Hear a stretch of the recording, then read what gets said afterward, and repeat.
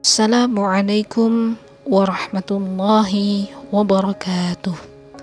Innal hamdalillah nahmaduhu wa nasta'inuhu wa nastaghfiruh wa na'udzu billahi min shururi anfusina wa min sayyiati a'malina man yahdihillahu fala mudilla lahu wa ashhadu an la ilaha illallah wahdahu la syarika lah wa ashhadu anna Muhammadan abduhu wa rasuluh la nabiyya ba'dah. Sallallahu wa sallim wa barik ala sayyidina Muhammad wa ala alihi wa sahbihi wa tabi'in wa sallama tasliman katsira. Ada satu kisah tentang seorang yang dikenal sebagai pemabuk.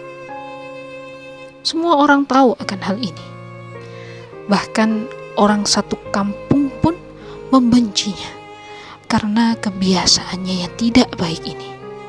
Di daerah tersebut ada sosok wali yang memang sudah dikenal oleh banyak orang.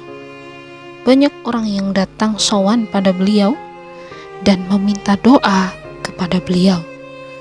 Tapi wali ini tidak pernah keluar dari tempat ibadahnya.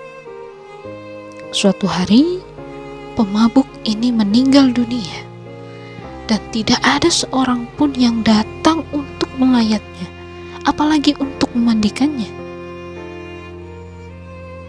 Istrinya pun kebingungan. Bagaimana ini? Tak ada seorang pun yang melayat suaminya. Akhirnya, dia pun membayar orang untuk memandikan suaminya dan mengkafaninya.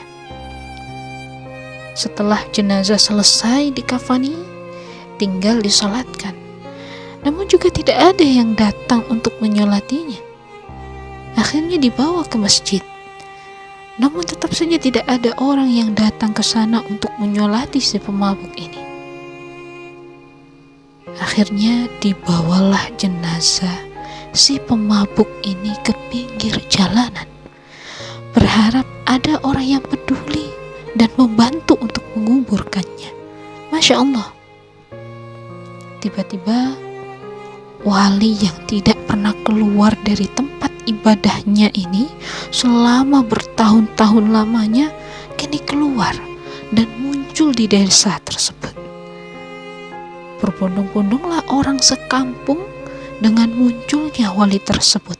Mereka bertanya-tanya, ada apa gerangan? Sampai wali tersebut yang tidak pernah keluar kini muncul di tengah-tengah mereka. Lalu kata wali tersebut, saya ini sudah berkali-kali mimpi. Saya diperintahkan untuk menyolati seorang wali yang wafat di daerah sini. Semua orang sekampung bingung karena tidak ada lagi orang lain yang meninggal pada hari itu selain pemabuk tersebut. Akhirnya wali tersebut penasaran dan mengajak orang-orang itu untuk datang ke kediaman si pemabuk tersebut.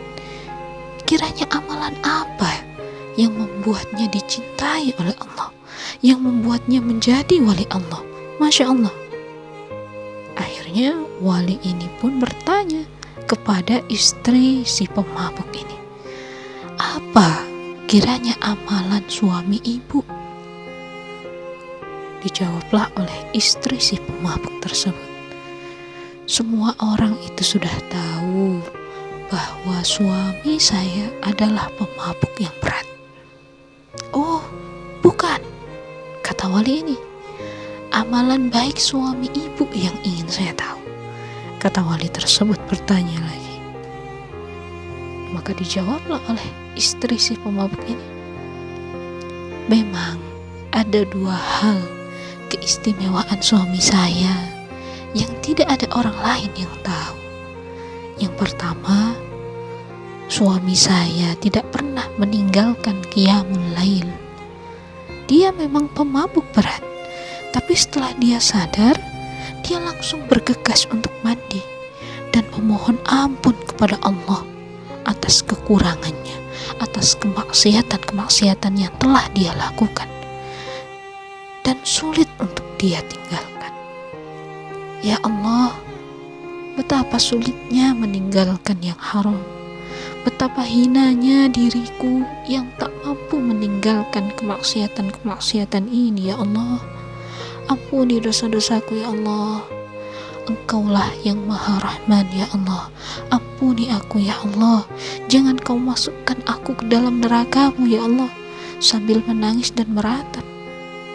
Kemudian setelah salat subuh, suamiku berzikir hingga masuk pada waktu salat duha. Setelah melaksanakan salat duha, barulah dia berangkat bekerja. Lalu keistimewaan yang kedua, suamiku ini amat mencintai anak-anak yatim. Walau ekonomi kehidupan kami ini pas-pasan, dia tidak akan makan kalau belum melihat anak-anak yatim belum makan. Suamiku tetap membiayai kebutuhan anak-anak yatim. Dia begitu peduli dengan anak-anak yatim. Akhirnya orang sekampung ikut menyolatkan pemabuk yang ternyata adalah wali Allah, kekasih Allah, orang yang dicintai oleh Allah. Subhanallah. Saudara-saudaraku, manusia tidak bisa kita nilai dari casingnya saja. Tidak bisa kita menilai dari keburukannya. Orang bermaksiat itu adalah buruk, benar. Namun ketika kita mengakui dosa-dosa kita dan bertaubat kepada Allah, maka Allah pun akan mencintai kita. Maka kita menjadi orang yang mulia. Sayangilah anak-anak yatim, karena dengan menyayangi anak-anak yatim, Allah pun akan menyayangi kita. Allah pun akan rahmat kepada kita. Semoga kita dijadikan manusia yang selalu bertaubat kepada Allah Subhanahu wa ta'ala. Dan semoga kita dijadikan Allah manusia yang mencintai anak-anak yatim. Allahu a'lam bishawab. Wassalamualaikum warahmatullahi wabarakatuh.